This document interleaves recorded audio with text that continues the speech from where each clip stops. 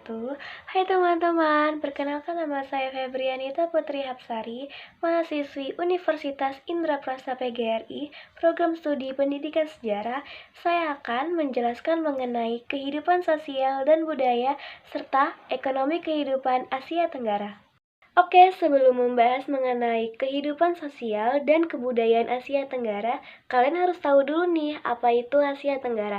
Asia Tenggara adalah sebuah kawasan yang terdiri dari negara-negara yang berada di antara dua benua, yaitu benua Asia dan Australia, serta antara dua samudra, yaitu Samudra Pasifik dan Samudra Hindia.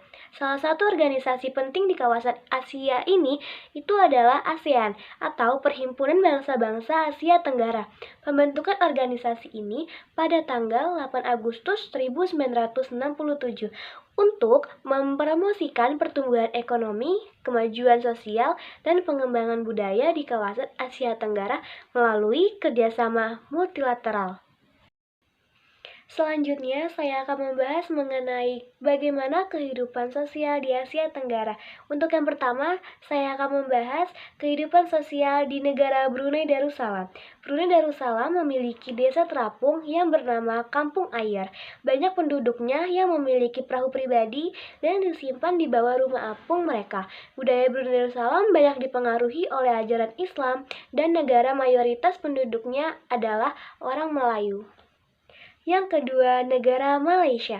Malaysia memiliki patung Dewa Murunga yang berukuran 42,7 meter. Patung ini terletak di Batu Kavas yang merupakan salah satu kuil Hindu di luar India yang sangat populer. Kota ini bernama Georgetown, yaitu kota yang terdaftar dalam UNESCO World Heritage. Kota ini terletak di Pulau Penang dan memiliki raga jenis budaya. 3 suku utama di Malaysia adalah Melayu, Cina, dan India. Yang ketiga ada negara Filipina. Filipina merupakan hasil dari perpaduan antara budaya barat dan budaya timur. Kebudayaan Filipina memiliki kurang lebih 175 bahasa dan hampir semua diklasifikasikan sebagai bahasa Melayu Polinesia.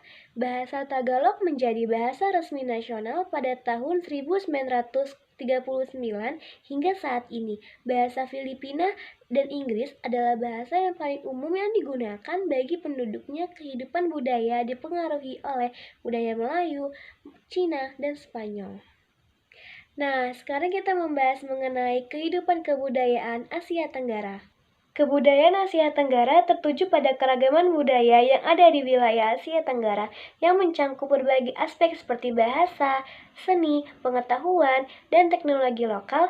Maka kebudayaan di Asia Tenggara pun juga memiliki karakteristik uniknya sendiri, namun juga memiliki kemiripan seperti bentuk bangunan, bahasa. Misalnya, Indonesia dan Malaysia sama-sama menggunakan bahasa Melayu. Meskipun kosakata yang diucapkannya itu hampir sama, tapi tidak semuanya itu mengandung makna yang sama. Selain itu, masyarakat Asia Tenggara juga dikenal dengan sikap toleransi dan keharmonisan dalam menjaga hubungan antar negara. Mereka saling mengerti dan saling bertoleransi dan keharmonisan dalam menjaga hubungan antar negara. Mereka saling mengerti dan saling bertoleransi yang merupakan bagian penting dari kehidupan masyarakat di Asia Tenggara.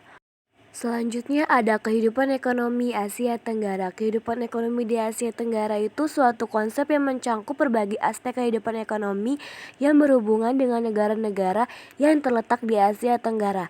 Nah, ini tuh melibatkan berbagai aktivitas ekonomi seperti pertanian, perkebunan, jasa, dan pertambangan, serta sistem pelabuhan yang digunakan untuk kegiatan ekspor dan impor. Negara di Asia Tenggara memiliki kegiatan ekonomi yang sangat variatif antara setiap negara, yang terlihat dari berbagai produk dan komoditas yang dihasilkan oleh masing-masing negara.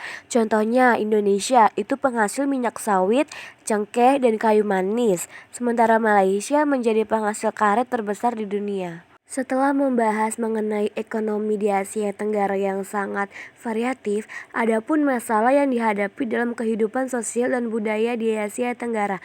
Yang pertama ada kemiskinan, yang kedua keadilan sosial, yang ketiga hukum keadilan. Kemiskinan itu tidak sanggup memelihara dirinya sendiri sesuai dengan taraf kehidupan kelompok dan tidak mampu memanfaatkan tenaga mental maupun fisiknya dalam berkelompok tersebut. Dampak bagi masyarakat adalah kriminalitas meningkat, meningkat, kelaparan, munculnya berbagai penyakit pada kelompok masyarakat. Lalu yang kedua, keadilan sosial. Nah, di Asia Tenggara ini itu mengalami tantangan dalam mencapai keadilan sosial, seperti kekurangan akses pelayanan sosial, kesehatan, dan pendidikan.